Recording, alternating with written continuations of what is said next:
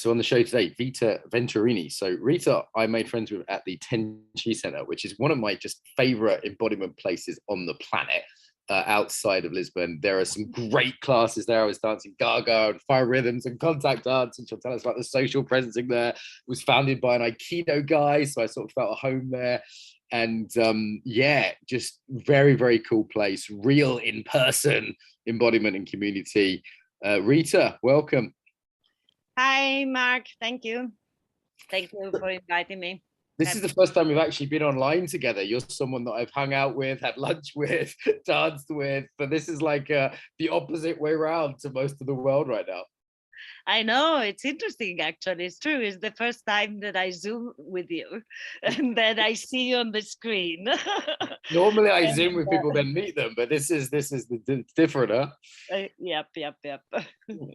Maybe that's going to be one of our themes for today, the difference between online and kind of in-person embodiment. It's one of the things that's attracted me to Lisbon, and your center was definitely part of that. But let's find out a bit about your life first, Rita. Where did you first get interested in movement and embodiment? Like, how did this come into your life? At some level, always, because I really always loved dancing. I really, really loved dancing. And I grew up in an environment in which you were a dancer. If at 6, you were already in the academy, in Milan. Milan, that's where you go. And so I never, I went a completely different direction in my life. And I went to medical school, and I became a researcher. That's how I moved to California. And in a way, I was always curious about the same things that I'm curious now, something about the intersection of awareness and attention and intention. And I was trying to see how I could study that from there. I studied visual perception. I worked with attention, with plasticity. But it was really a painful journey for me. I did not enjoy the daily life of it very much. I love the people. My husband I met there, and a lot of friends. And I just really didn't like the computer, the animals, the details, all of these things. And then I was lucky, I lived in California. So I decided at some point that science I was done with, And I started with these things that they were the first coaching things, questionnaires, what do you like? And I wrote down, I like people. People. No, people. Yeah. And I like dancing. This is my level of awareness at almost age 30. So you're in a great place in California there to study stuff, because now embodiment's really spread much further in the world, Moscow, Portugal, England. Yeah. But back, Israel, but back then there was sort of, if you weren't in Northern California, you were probably missing out, right? So there was a huge hub back then in a way that now it's spread more. It was incredible and amazing, and really already weaving together what then for me is still an obsession, the old somatic practices with improvisation, and why is that is important, and how, I can, as an improviser, learn to use this tool of sensing the present moment. But maybe I don't sense everything in my body because I'm so crooked in many other ways, that if I learn to really be in my body more, I can sense with a different quality and a different dimension, which then for me, in many ways, I noticed the thread now that I'm going to be 60 this year. So, those moments of reflection, and really seeing how, okay, I've been following this thread in some way of like, how can I be in the world that is different than this thinking in boxes that I had to deal through most of my life, being in medical school, being in scientific academia, it was really like all of this, everything is deliberated in endless conversations and debates, and really this curiosity, how can we do things together effortlessly? Okay, so there's a few themes here already that we'll, I think, go deeper into as some of your main areas. So togetherness, intuition, improvisation. I mean, social presence in theatre is one of your main modalities. We had Arowana on the show. People may or may not have heard that. So it's probably best that we, sort of say what that is from the start. But why this area of kind of feeling deeply, intuitively, improvisationally? Why has this particularly grabbed you? I guess for what I was just saying now at the end, I always had a craving for doing something with others. Starting with my family, I was trying to make them get along, but they didn't. So, like,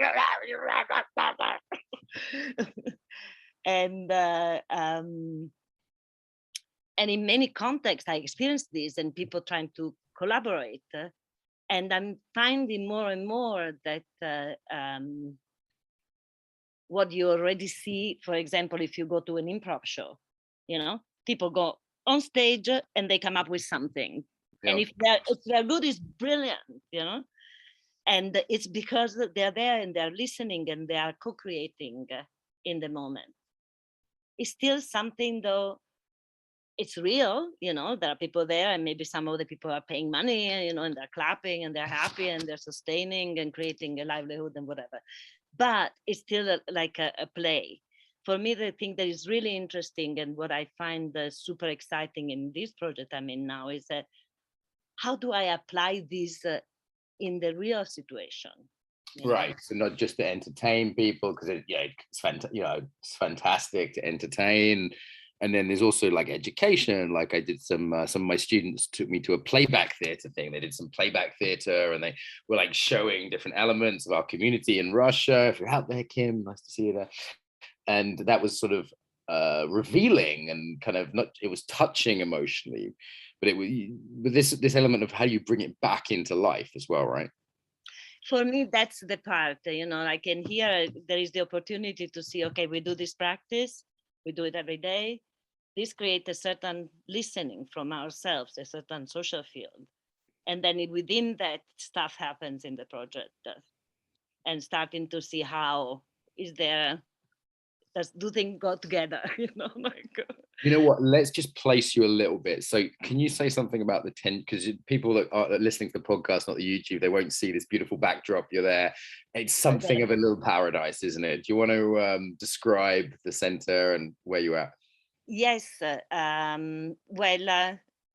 It's a small retreat center, just 2 hectares near Sintra in Portugal.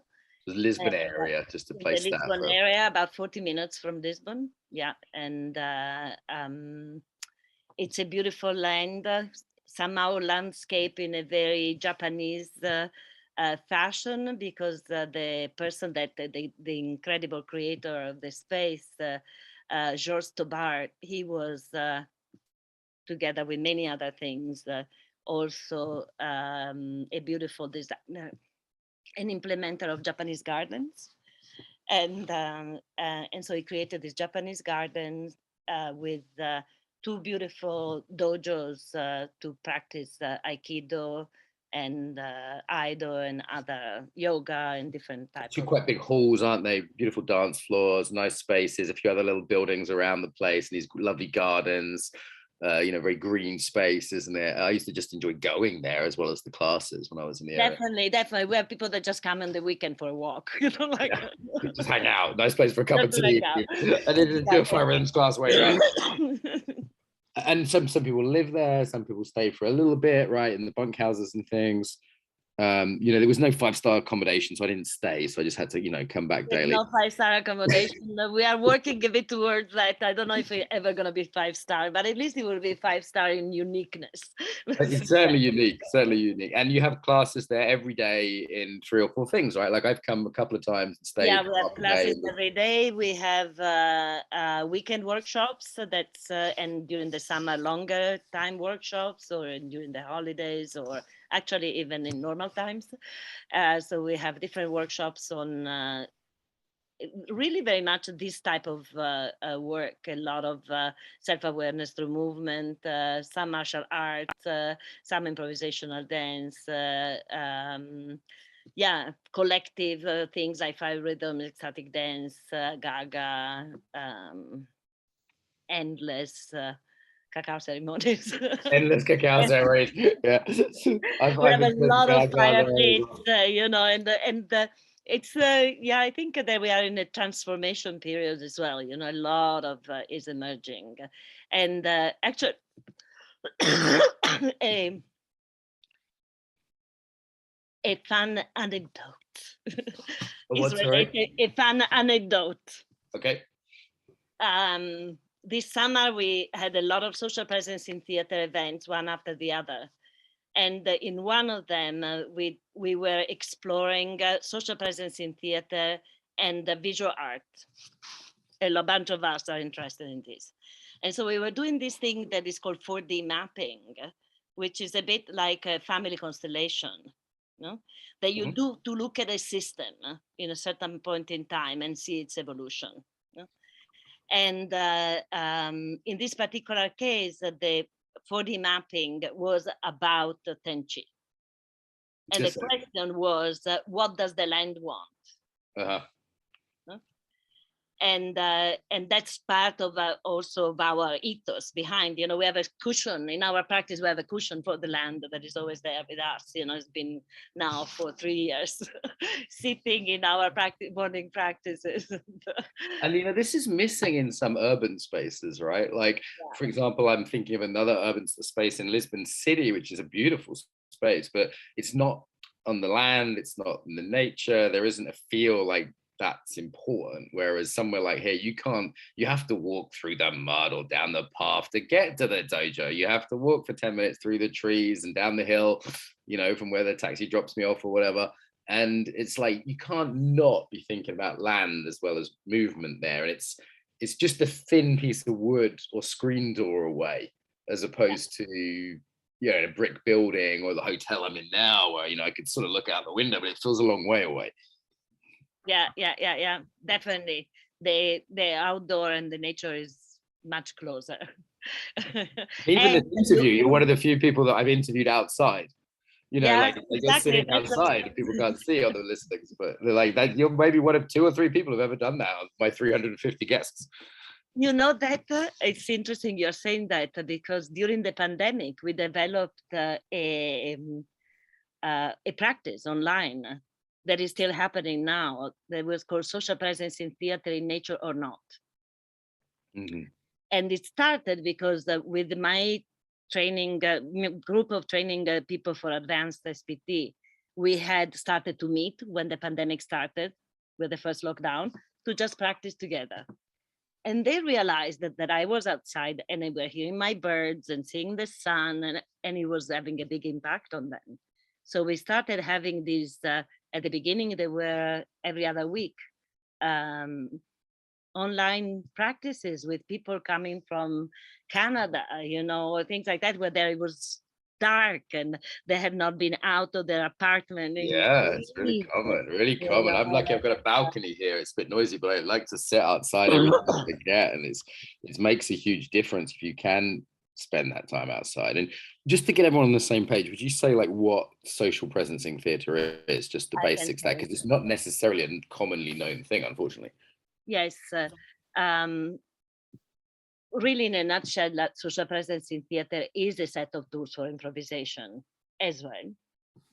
But what is specific is how focused it is on understanding systems, and in particular, human systems. So how can you put that at service, that knowledge at service to a pre-existing system that can be a business, or it can be a community or a country or whatever, And it's part of a theoretical approach called Theory U, started by many people, but formalized by Otto Scharmer. And it started initially from MIT Business School. So it's interesting. I like how this has this breath, like, and system arrives to business very clearly, because business sees impact immediately. So they're all willing to go and try interesting things. I learned in my life that academia is not like that, for example. Right. Okay. Yeah. Business is very practical. It's like, okay, does it help us make more money? There's this sort of availability of like, is this practical?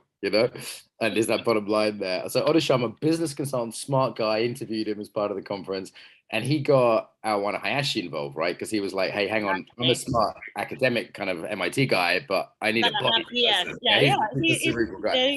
very, very good at seeing that he needs. Well, of course, and Arawana is a perfect combination, because both her training improvisation as a performer and dancer and practitioner, and the Shamala work really just focus on this, or how do we look at this ensemble and the energy and the transformation of energies and the places in which things go from stuck to unstuck. And people may be used to an embodied practice, like you dance and you're primarily interested in yourself, even if you dance with a partner, or you do Aikido, maybe it's with a partner. But this is different because it's about the systems. It's about how people as a group, and either, as you say, like representative of something, or like, can you explain a little bit about that? Because it's pretty different for people. That's maybe why I wanted to give before. the concrete example that I started before, the 4D mapping. Yeah. I'll give you that example because I think it really helps. So one first thing, just to start with, in social presence in theater, as I believe in any type of improvisation, you have 100% your attention on you, on everything that your antenna is picking up, and 100% your attention. Right. That's different, right? It's not just on your body like in yoga, like it's here and completely out, Right. So how wide can I get to, and how can I let in all of this information that then inform me, makes a form coming out. So my shape is actually the statement of what is picking up, be perceived this antenna that is my body. So that's why a lot of the practices of social presence in theater, like, for example, also process work things from Arne Mindel, is about let your body do and see what it's doing. That becomes the curiosity, like, what is my body knowing that I don't? What is picking up that my mind is not wrapping itself around because it's busy something else or whatever. And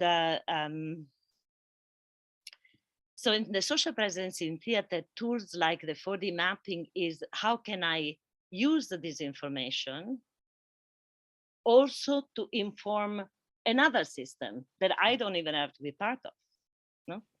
So for example, in this one that we did here, it was the system Kinta Tenchi, and it was the question, what does the land want? So we look at what are the roles there, So we're in a system that's an actual system, like right now. You've been here, you sit in it.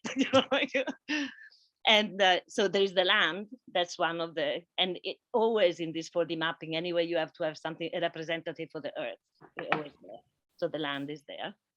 And then there is me and Paul, my husband. We are at the moment the owners, because that's the world we live in, but we feel shepherds of this place. There are the people that don't know about this place yet, that are marginalized by it because they just don't know about it. There are the people that we want to become co-creators with us of the place because it's too big of the project for two people. And then that's a bit what we want to create. We want something like a beloved community. We want people to be here and be heartful. Yeah. Each other, and so these were the 6 roles, and 6 different people came in the particular way that I work with. That is different from Arawana. I just want to make sure that this is made clear because I know that she wouldn't do it in this way. The people don't know their role. In my case, I wrote it in pieces of paper. I shuffle them around. I put numbers, and you get called for a number. Who wants to be number 1? And there is where your work starts already. Is my body saying, okay, I'm going to go? Right, sure. And And what emerged doing this was really incredible. The people that don't know yet about the Tenchi came in with a big bucket of yellow water and yellow paint and threw it in the entire place where there were already two people, which turned out were the land and us, with the line in the middle. And they came and they threw this thing and canceled the line between us and the land. I'm giving you what emerged, but nobody knows what's happening there. It's just this, she comes in and she throws a bucket of paint. So people are just intuitively doing something that flows with however they're internally feeling. And then all of the people come in and you do a thing that is called sculpture one. So everybody has the body and then they say a sentence. So this is the first snapshot of your system, the way in which it is now. Then you allow movement to start happening. The roles interact in different way and you come to a second place. And this is like the emergent future, sculpture 2 or whatever. And we just did this, no? So we talked about it, we think about it, and then you have to also take it in. And this happened mid-August. And then I'm writing the newsletter at the end of August. And in the last 30 seconds, I think, oh, I have to do this event. And I made an event in which every first weekend of the month, new people come here and volunteer for 2 days. And before I even sent out the newsletter, 2 or 3 people had already signed up for the event. And it started this flux of new people that didn't know about the place. They started to come and do work on the land and really literally heal this relationship between me and Paul and the land. That after a year of being here by ourselves, we're more like, I can't look at you because there's so much to do. This is a wild place. There's a lot there. I need to go away. Too much, yeah. And you'll be shocked when you come back because so much already has happened since the fall, and really just unfolding in a way as I would like to do at some point an article about this, but it looks like the steps that were in this 4D mapping came out after. So and consider that people had no idea. Yeah, this is the magic of it in that way. They were doing, no? Yeah, so it's a ways to use our bodies as these sensitive radars to explore something in a kind of maybe non-linear, sort of intuitive kind of a way, and stuff comes out, and then that feeds back into something as concrete as like your newsletter and what program you're writing for people. Yeah. And how you see, it helps you to see your own mind structure, no? Because maybe something that you wouldn't expect surprises you, and you're like, oh, okay, look, I have this approach. I'm thinking it's gonna be that type of nail. How is it just to be one of the stewards, one of the main stewards of this place? So on the one hand, you've inherited it from someone else. He had his different perspectives. You put your own mark on it, your own practices. And like me, we both are in this place where we make decisions. With me, it's often in the online space, right? Like who's going to teach on one of our programs, or which guests are we going to invite to our latest free conference event? And, with me, it's often online. With you, it's there in person. Do you have a Gaga class? Do you allow a karate class? We've got real decisions there. And obviously both of us, I think, try and listen to other people. But it's quite something to be stewarding a space and making those kind of decisions, right? Like, what night does 5 Rhythms get compared to the other dance form? There's a lot in that, isn't there? There is, and luckily for that type of thing that you're talking about, so far I haven't had needed to make too many decisions. But what I can say for me just was a really big personal growth. The first year something was going on and I felt like I was doing it by the book. I was applying the theory and things seemed to were working. And then when the lockdown came, we were 14 people living here. Within a month and a half, there was blood. I'm not joking. Like, Because you were just crammed together and community life is difficult, right? Like yeah, and everybody, I love going stressed there, by the but COVID, like everybody like feeling that something terrifying and horrible in whichever way is the virus, is the conspiracy, whichever way is sure, happening, like, and so it was very interesting to have this experience and having to see, I'm holding the space for this. So, I have to do my homework, and what's there for me, and having the time in the lockdown to really work with the relationship, for example. My husband Mhm. and I have been together for 30 years, but it's the first time that we are actually doing a project that is our livelihood together, and Right, and no escape kind of thing, particularly during some of the lockdown. Community magnifies and lockdown magnified even more on top of that, right? yeah, yeah, yeah. Well, you always have your computers, no? Well, that helps, but it's not the same. I mean, my wife definitely had a period of lockdown where we spent way more time together than we had, previously, and I think it deepened our relationship, but it could have broken it as well. There was definitely a point where it could have gone either way, In our case, I think it deepened it. Definitely, definitely. And I felt, for me, what has come through in this time is really like the place of just, I need to be true to myself, like that's how it is, and sometimes there is a limit, and you say, okay, no, here, like, no, tomorrow I'm not available. Or like finding your own space. And then I feel that when more I do that, the more I actually also have space for other people. And what about, like, we're again both in this somewhat enviable position of being around a lot of embodiment practices.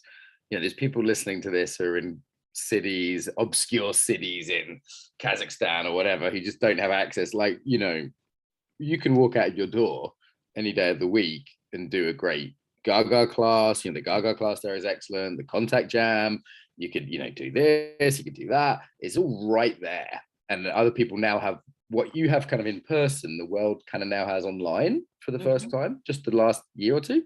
You couldn't do BMC online before. It didn't exist 3 years ago. Yeah. It just didn't exist. You had to go train with Bonnie in California or whatever, Whereas, how is that have all this abundance of embodiment classes? Does it spoil you? Does it make hard to make decisions? I find I just have to sort of let go of not doing everything some days. Yes, that in particular. And for me, the other part of the balancing of that is sometimes I just really need some moment that I'm just alone. Right. And so Not in a I'm class. noticing that there are some classes where, for example, my husband goes, that after a while I'm like, oh, maybe I stay home. Not because, just because really, I don't know, for me, it's a physical need. You can have too much To be able community, to too much hear my connection. own thoughts, otherwise I hear also yours. And I'd rather not. I think it's not just other people. Sometimes it's almost like too much awareness. It's like I just want to watch TV, or like if I do like really cram it in. Sometimes I have these intensives, or I go to Berlin, or I was doing it in Lisbon quite a lot. I was going there and other places. And after a week or two, I'm like, yeah, I just want to have a coffee somewhere. I don't. You know what? That was great, but it's not the end of the world if I miss the next Gaga class. Yeah. Like, there's a limit to how much consciousness practice you can do in a day. But, for me, a couple of hours is good. That's sort of an ideal day for me. Maybe 30 minutes meditation, maybe like one dance class, maybe one yoga class if I'm not busy. Beyond that, it's like there's only so much food you can eat. You know what I mean? Yeah. And I tried doing like 5-6 classes a day online at one point, just to sort of, when I had a holiday, I was like, right, I'm just going to do a class every hour. And after a week, I was just like, I just want to walk in the woods. I can't be bothered anymore. I'm amazed. I really online nothing. I really, not because I really enjoyed the practices online, were amazing. I actually felt I discovered a level of depth much deeper than, because you go through all of these other things. People are in different Mhm. season and a different time of the day, and you know, like so you have to kind of find this more and more common humanity, you know, like this. Right, because we're And not it just in the goes same really place. deep, Yeah. you know, like, and so from that point of view, I was completely impressed, and I felt, wow, maybe we connect even better in this way. You know, some things, Interesting. you know, like things that maybe turn you off, somebody's smell or this or that, there's not. And it's interesting that some of those things get taken out of the equation, as you say, like, you know, something as fundamental as what time of day it is. You know, I taught 100 people earlier today all around the world, like in almost every, you know, they used to say the sun never sets on the British Empire, meaning that the British Empire was in every time zone. Now it's the sun never sets on the Zoom Empire. You know, Yep. there's someone in every time zone sometimes on these things. Yep. Do you think there's also been created, though, like we noticed our sales were a bit down on online courses, and we still have, you know, people love what we do and they come to our events, but and my friends that run analogous businesses online, I have quite a few friends who run, you know, online embodiment stuff. We stay connected, we help each other out. It's fairly, you know, nice vibe between us. We're not too hardcore competitors. And a lot of people have been saying sales a bit down. Like, I think people are really longing to get back to in person. You know, we have had so much, we have a lot of stuff in person, and yes, and actually has been going on for quite a long while. You know, it's since last year that people are really like, come on, come on, come on. Yeah, come they on. really want to do it. And now Yeah, I feel that I'm wondering if people will even value community more now, and they'll value, like, you know, part of me wanting to move to the Lisbon area, you know, to hang out places there with real people, have lunch, get to know people there. You know, I've done online to its extent, to its max. No one's done online embodiment as big as I have in terms of the conference and all the events, the company. And I just got to a point where I'm like, yeah, this is great. And as you say, there are some surprising pluses, Mhm. surprising. And I've got to a point where, like, I want to know my neighbors. I want to dance in the same place every week. I want to hang out and have coffee with Rita, you know, and sit on the porch there in the Tenchi Centre under the trees. You know, like that longing, it's for me has come back even stronger than it ever existed. I think so. I think that a lot of people are experiencing that because they had the time to, you know, we all had the time to stop. Reflect on that. Yeah, there was a beautiful 4D mapping that we did at the beginning of the pandemic. Again, one of these blind ones. And my husband, you met him, you know, he's this big guy, you know? So he goes in the middle of the space, because I don't know, it's number 3 or something like that. And he goes there and does stand up like this and he says, stop. And then other stuff happened. And then it turned out he was COVID. Oh, he was COVID? He was COVID. And this was March 10th, 2020. 2020, yeah. Something like that. It's given a lot of, interestingly, because of also virtual working, it's also meant that people can move. There's more people who can move. You know, like I'm not the only one moving to Portugal, for example. Like I've got a whole bunch of Russian friends who have completely independently had the same idea. They're like, why am I spending winter in Russia? I'm going to move to Portugal. There's pros and cons there. There's things to be careful of, as you pointed out to me, I think very rightly. So there is also this, you know, you're an immigrant, I'm an immigrant, but that immigration just became a lot easier in the sense of one of the things that stopped people immigrating before, language. Almost everyone speaks English now. Not everyone of every age, but way more than even 5 or 10 years ago, I'd say. Yeah. The job, that problem's been solved by online working for sort of not everyone again, but a big chunk of the population, right? And there's always visas and does a British passport still work in Europe and all this kind of stuff. But that two major issues with moving to a place that's more in keeping with your values or where there's more community have just been solved. And Yeah. that's a huge thing. I don't think the world has realized what that means yet, because for someone like you or my granddad to move abroad was a big deal. Yeah. To go from Italy to California, for my granddad to go from Ireland to, you know, even Ireland to England, which you tend to think of as very similar, next door neighbors, that was a big deal in 1940. Yeah. You know, like his family spoke Gaelic. they spoke another language, English. Blah, blah. But now you got a laptop. I'm on a laptop now. You're on a laptop. I can come for a month, go somewhere else, stay in Airbnb. It's a whole new world. It's a whole new world, definitely. Yeah. I remember my mother was from not the same village as my father, and I think she always fed the outsider. Wow, this would be from a different village, let alone a different It country. was like maybe 150 kilometers away, something like that.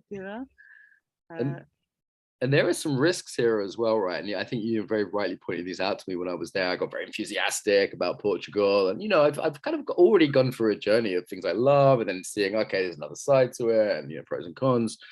Like, we don't want a flood of thousands of people to turn up at the Tenchi Centre and trash the place, right? But simultaneously, I would love that a few people listen to this and go, oh, next time I'm in Lisbon, or I'm gonna pop in. We're telling a few thousand people about your centre right now.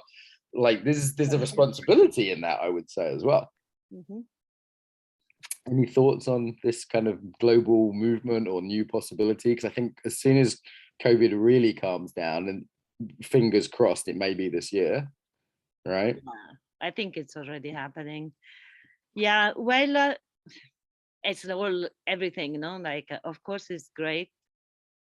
It's been great how many new people have come around this particular perspective, like, for example, contact. I remember when I came to Lisbon in 2011, the first contact jam was in my living room. Yeah. So. I started one in Madeira with 5 people. And then, and now there is several jams, even Friday night, Saturday night. Yeah. So it's like, it's great.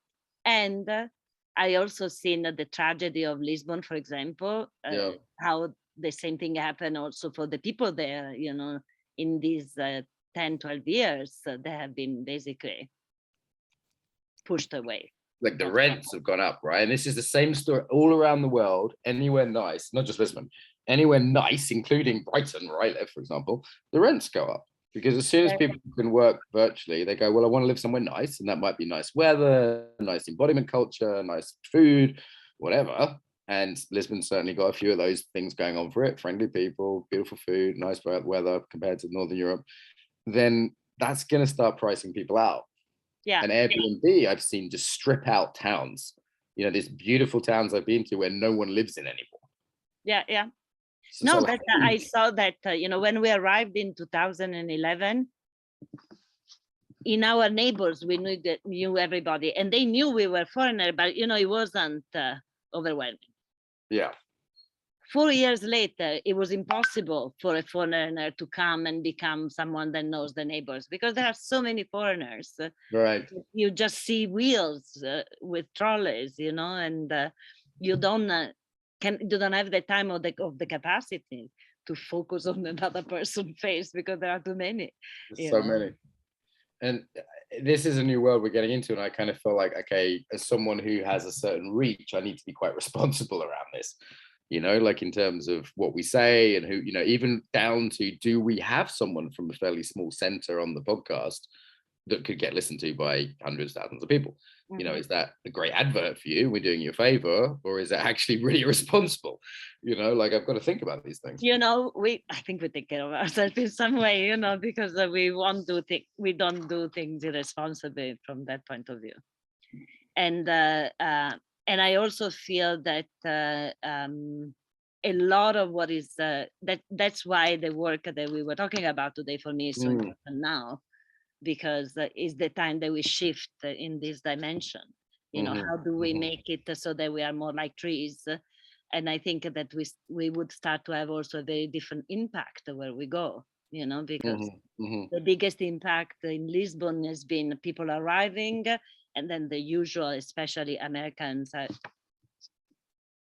lived there 20 years, so I cannot speak on that plate. But then you start to see the same things being recreated, and things are lost, and that part is because of simply a cultural blindness Yeah, on the cultural blind country that spot. is used to I have my things and I'm comfortable with that. I don't want to get out of the comfort zone. You know? Language is a big one as well, right? Like I've started my Portuguese language learning journey, try and do like even just 10 minutes a day, just learning a few words, asking the hotel staff, talking to I was on a walk with my friend. I said, tell me a few phrases while we're walking, and like that. And I know you've learned Portuguese, and I think language learning is one of the key ones, isn't it? Because when people don't do that, like I'm really embarrassed when I see Brits here in Madeira who've not learned a word of Portuguese, even though they've lived here 20 years. I'm like, come on, really? You can't even learn to order. Like someone the other day was impressed that I could order a coffee in Portuguese. I'm like, well, I just said I want a black coffee without milk, please. It's not that big a deal.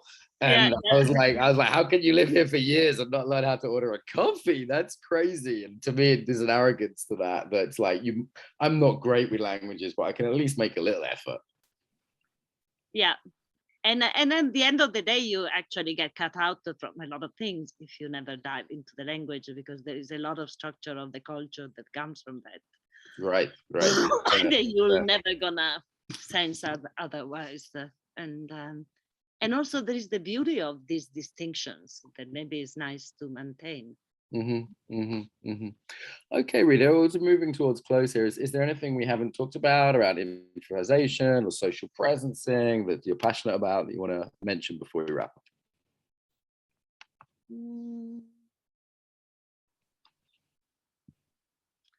No, just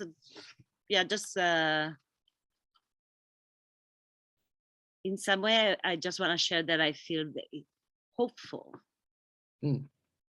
For me, it's like a lot of what has happened in these last couple of years, and even this very dramatic polarization that we are in right now, feels like a breaking point. And I feel that many people have transformed the way that they've been interacting with the world. So you hear the birds singing there. Powerful there.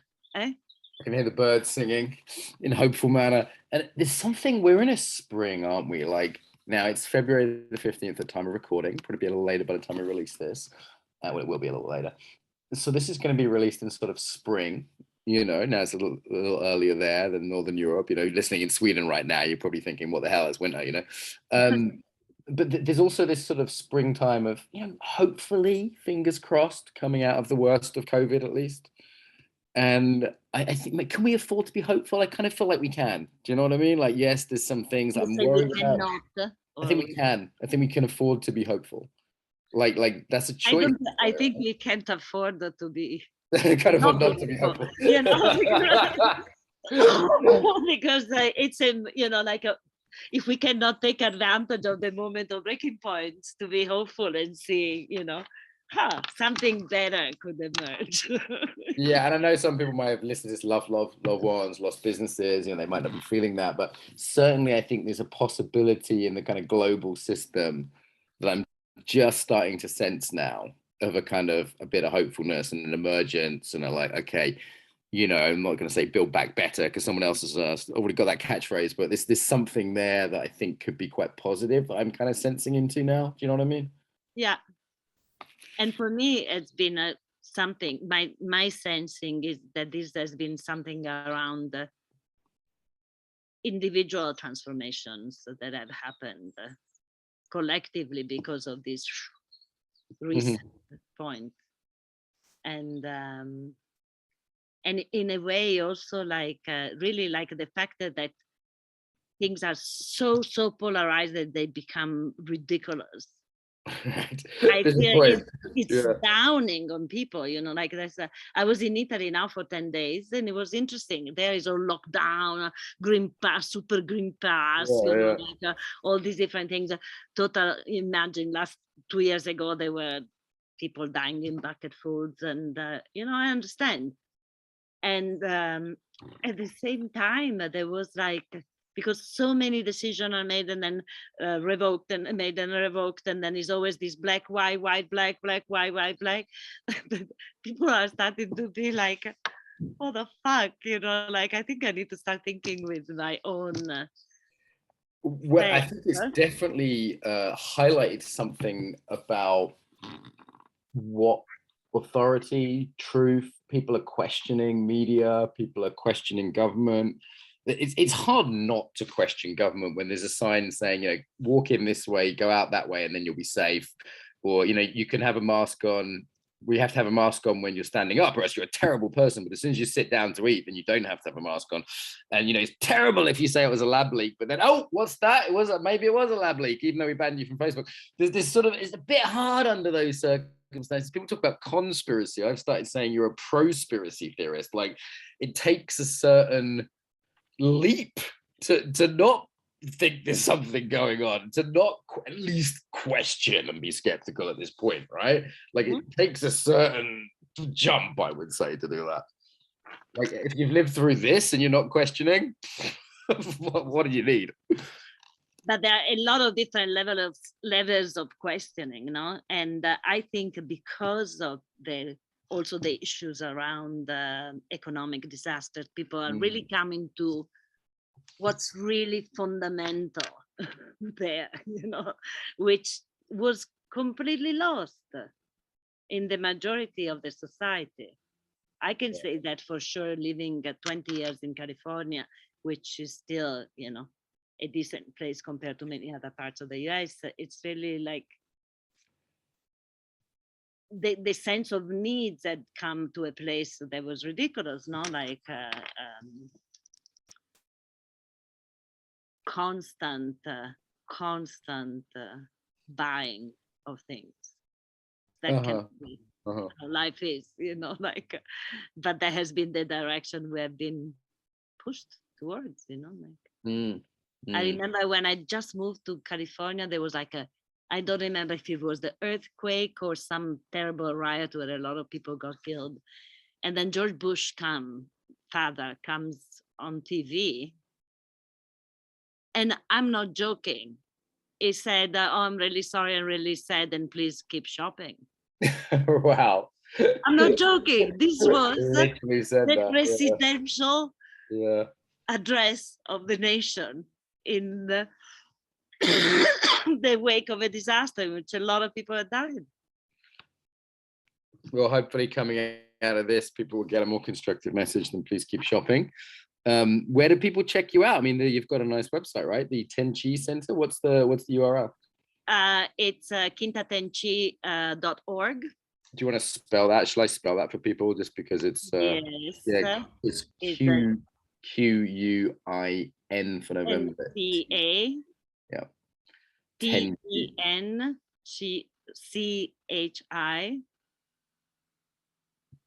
right? .org. Tenchi, Quintatenchi. A beautiful place. If you're ever in the area, it's not far from Lisbon.